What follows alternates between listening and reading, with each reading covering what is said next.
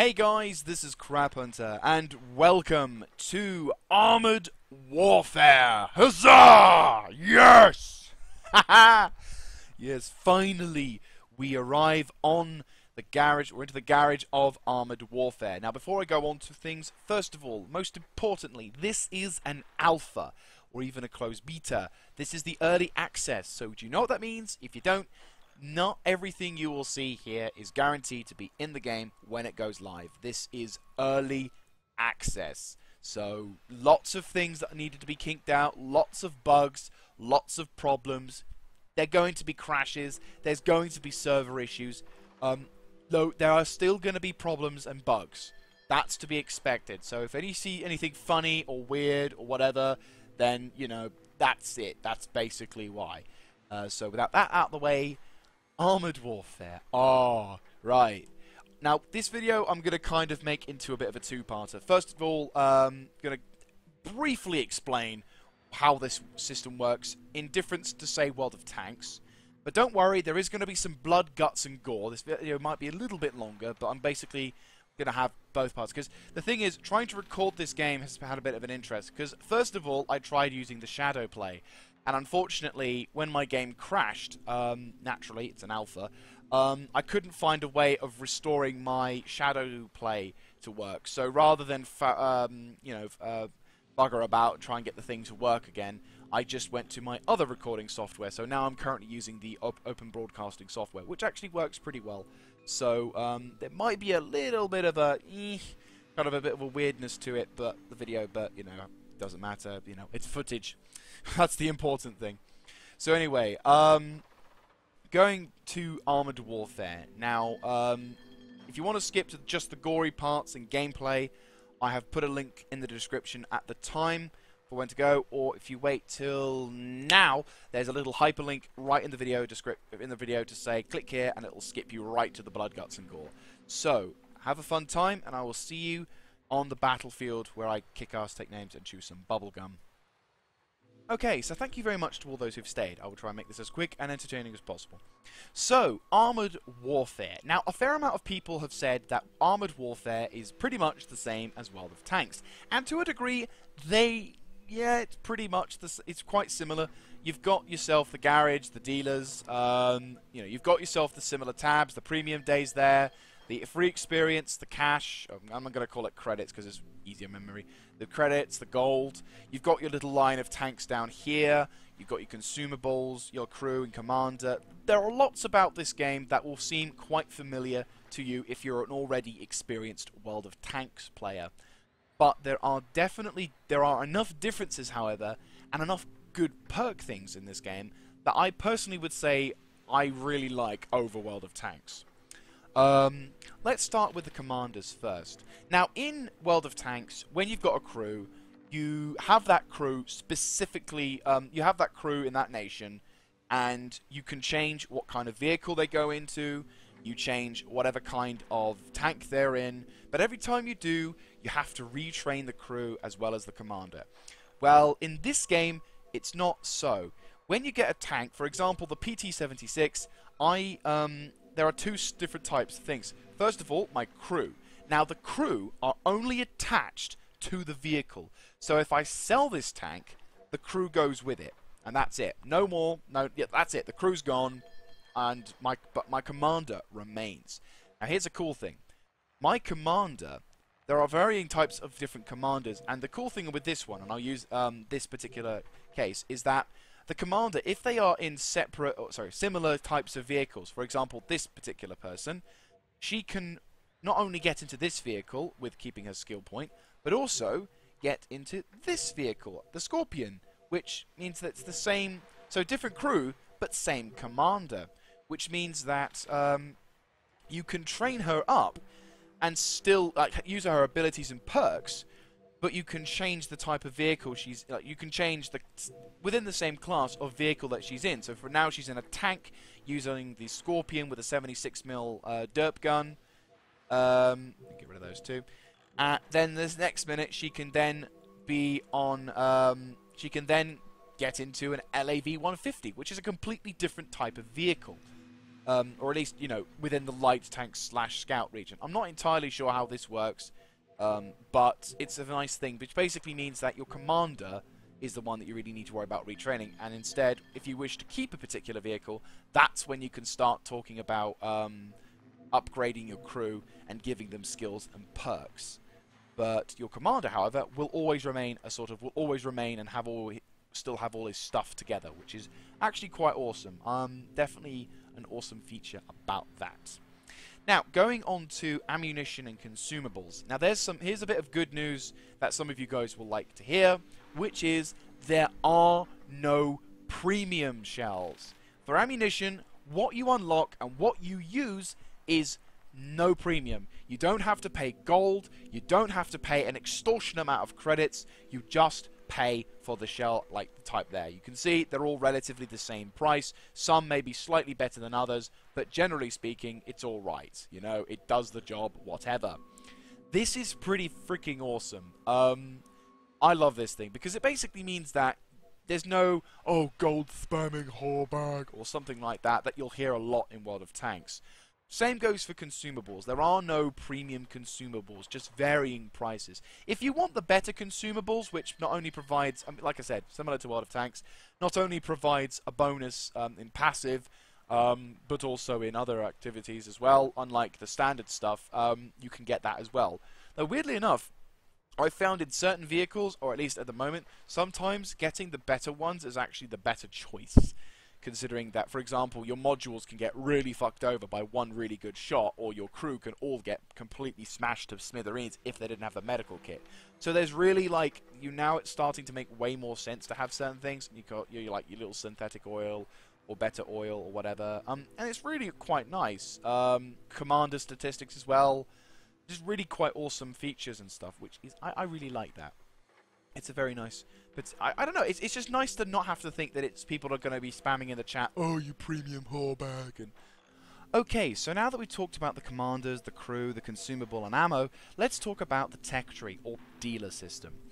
Now, I'm probably going to reference the dealer system as tech tree more, so bear with me, it's force of habit. So the dealer system, or tech tree, works very differently to World of Tanks. In World of Tanks, if you wanted to have a specific type of tank, you'd have to make sure that it was in the nation of its origin, the tech tree, you know, to ensure it was in the same branch of tech tree, if it was a heavy tank, for example, and then, of course, you'd have to interlink it with other tanks in the tech tree, which could spend, you know, which required you to spend, you know, hours, months, if not, you know, years, trying to get it to fit in, which potentially then, even then, people probably wouldn't play it much, you know. Whereas in Armoured Warfare, there's a lot more freedom for the developers as well as the players, because instead of having to decide on a set type of tank, you could get a tank pretty much from anywhere to go with any dealer. Now, at the moment, we only have two dealers, this Western one and an Eastern European one.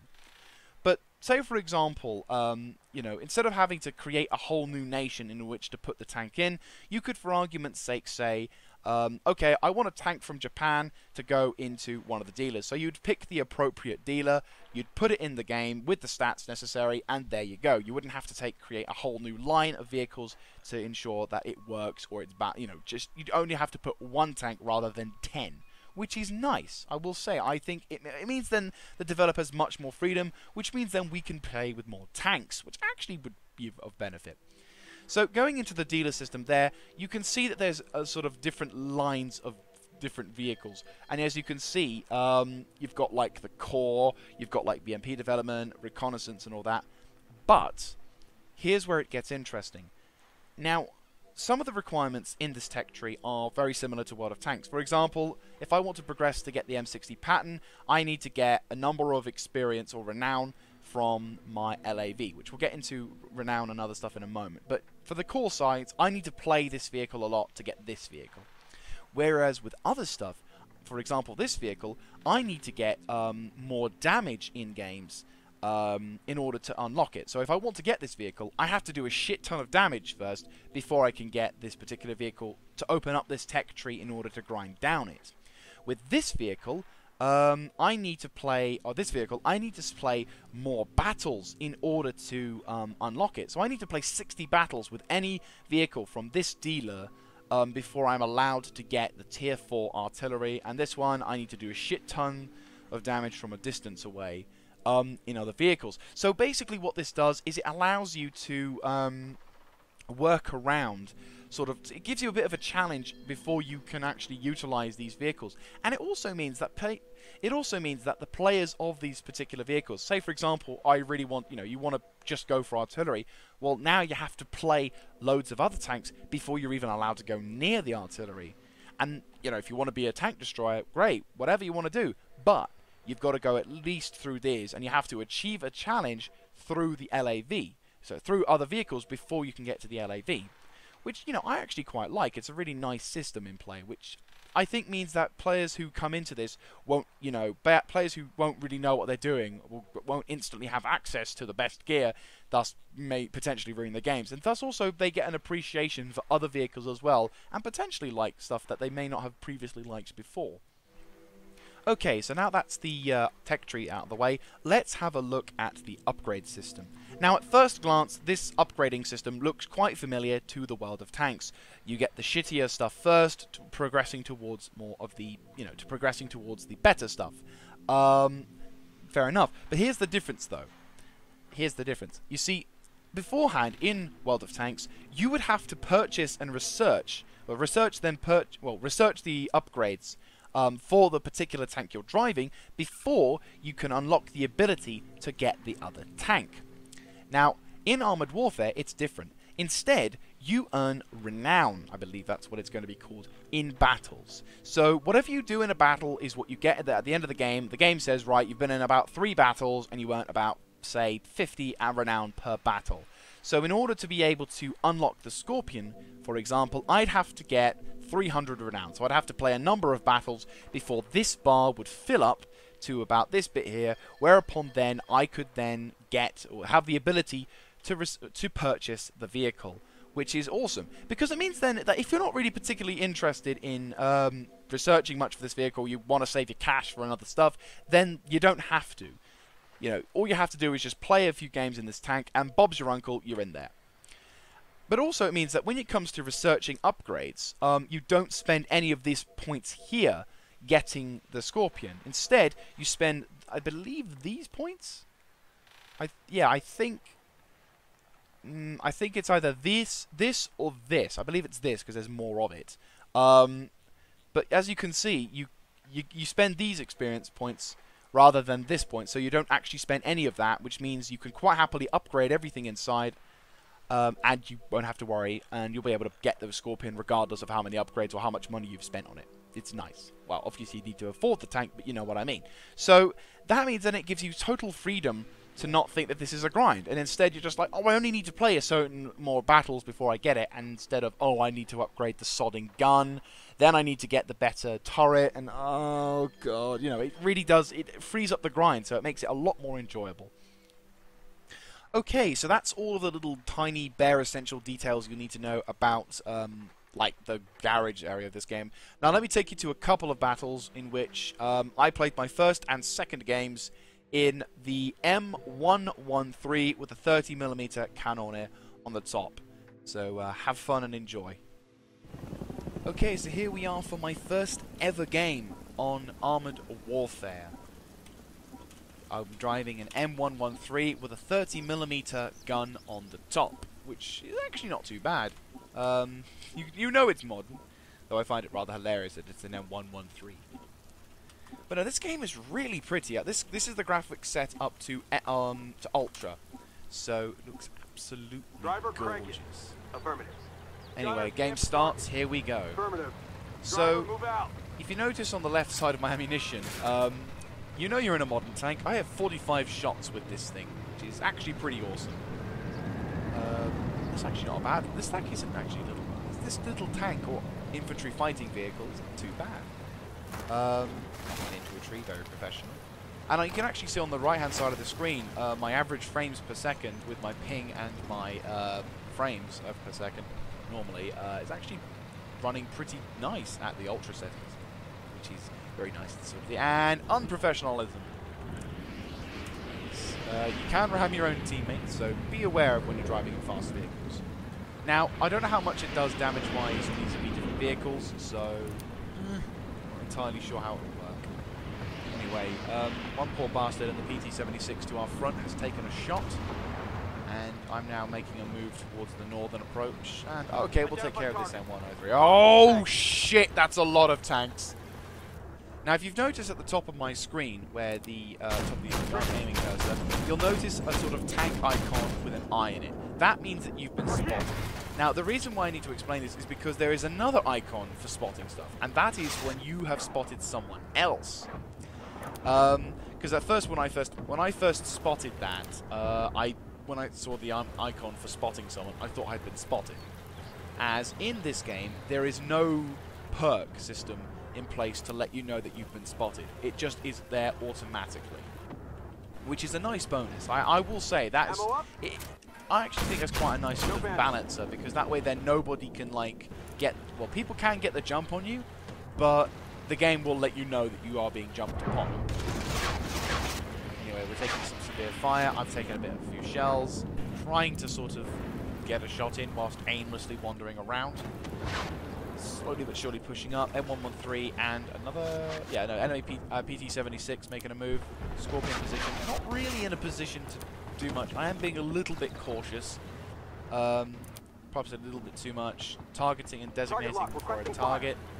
This is one of those little abilities you have, which with that one, all it does is it just basically spots the tank, and when you are being designated, it just lets you know about that. Anyway, popping shots against this enemy PT-76. I'm so close! Oh, come on! Target locked. So close! Come on, come on, come on! Yes!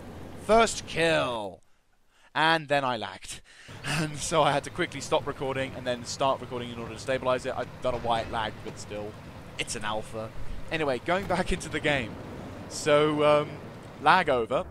And now starting to push down towards the mid to end of the game. Sort of still being a bit cautious here. Trying to spot some targets. M113 to the side. Another M113. And learning how to shoot. Obviously failing most of it. Trying to pop loads of shots against it. Been spotted. Sort of quite in the open there. Easy shot for that PT-76 to show. I'm like, not really paying attention. So, withdrawing, go for a reload. And the reload is actually quite nice, 5.92. Which also you can see, it's taken lessons from World of Tanks well. It's, you know, loads of things. So I'm designating a target, and I've shown him on the icon. So now he's completely designated, and oops, unfortunately not a kill. Me. PT-76 making a move. I'm being quite aggressive, and then, well, still not really willing to go down the hill. Probably should have done it at this point. But then an enemy PT-76 appears, and an M113. Come on, come on. Oh, bounce. Oh, you son of a smackhead. Oh, enemy PT-76 in the open. Taking my time to aim. Then the round starts spamming. Bang, bang, bang, bang, bang, bang. Just, come on, taking my time, taking my time, taking my time, hitting him, I'm hitting him, critical hit him, and then he's gone. So, still being quite aggressive, but, well, not really, not being quite aggressive, but trying to use the designating ability, but it's out of range. And that circle in the mini-map, by the way, isn't my render range or anything. That's just my spotting range. Because, unlike World of Tanks, this game, and bang, there's a second kill. Unlike World of Tanks, this game does not have a render range. Instead, if you're spotted on one side, if you're spotted on one side, you can be seen by your opponents on the other, which is fantastic. Very much in need of that. So anyway, the game's starting to come to a close. We've fought hard. The enemy team fought hard, though admittedly we were all pretty much noobs at this point. I certainly made a few mistakes in this. Enemy PT-76 goes up against our M113. Our M113 is a one-shot, but the M113 slowly but surely starts to rip this poor bastard to shreds by smash and destroy stuff, going to a nice entrance in, and that's the game done. So, a victory for my first ever game, and I had the caps lock on. So, victory in the M113, my first ever game in Armoured Warfare. We'll take you now to the second game. So, here we are in Armoured Warfare for the second game in the M113, and on the same map, but this time on the other side. So you get to see two sides of this lovely little map. I will say this game is I just can't get over how pretty this game is. It's, you know, the rain is nice. The you know, the atmosphere sort of sets the tone. It really is a gorgeous map. Definitely looking forward to playing more of this, and also being able to, you know, get some of the better looking tanks, because like the M113 is nice, but you know, come on, Armoured Warfare is not just going to be about driving an M113. However nice looking it may be. So we have a Scorpion now on our side as well. It's a tier 2 tank. I will say Scorpion is an interesting vehicle because it's not. It's basically a derp tank at tier 2. But ironically, yes, sorry to change subject quickly, but have you noticed there is some elements of physics in this game? Not like woefully different physics, but still, it's physics nonetheless. Like for example, jumping your vehicles and stuff. Now, obviously, in this early alpha, I doubt we'll get much, if anything, fancy, but still, to know that there are physics, you know, going to be in this game, or to seemingly going to be in this game, I would once again say, early alpha access, we're not really sure when and what's going to be happening. But it would be nice to sort of see... Ooh, have a little bit of ramming again. And one of the 10, I think that LAV took damage. You see there, at the top of the screen, at the top of my gun. Maybe. I spotted a target, but I have not been spotted. I have not been spotted. So now I'm sort of making my way and shit, jumping. Not taking any damage for that jump as well, which is nice. So anyway, PT-76 moving into position. Can't quite see him.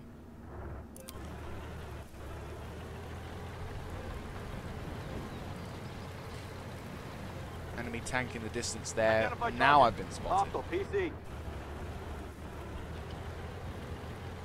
Well, I'm now sending a message to our guys, because it is just myself, the M113, and an LAV to us. The rest of our team are, most of our team are still down in the IJ line.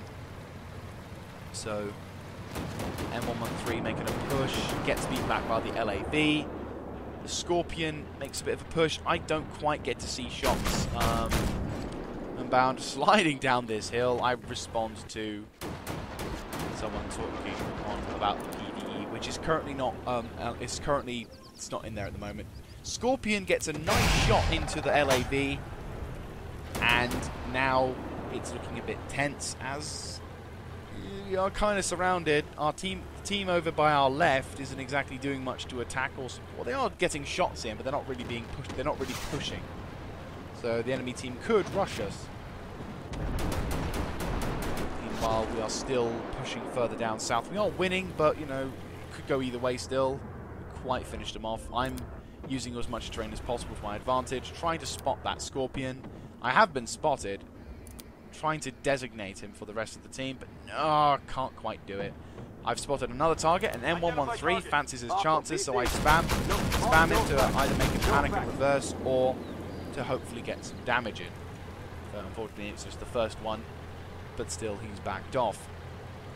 Moving up with the M113, trying to sort of get into a decent position without getting spotted by the PT. Also getting used to the driving mechanics on this game. For some reason, this tank does like to slide at some points. I wonder if that's because the level is low. Possibly. I doubt it, but still. So I'm telling the PT-76 on our team, who is way behind the lines, to try and see if he can push up and do something about that M113 with a Scorpion.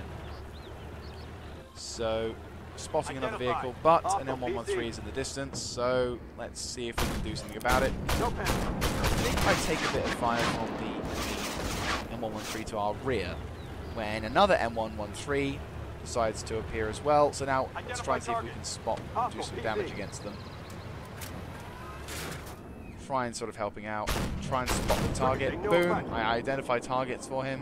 When... Oh, hello, bad guys. Taking a bit of a hit by the Scorpion. Taking some track damage as well, actually. Not looking too good. But doing as much damage as possible against that. And our tracks are damaged. So that means we possibly could suffer some issues with that. I'm going for a reload because that Scorpion looks a bit aggressive. M113, moving into position. I'm going to try and see if I can do some damage. No, can't quite do it, but he's down.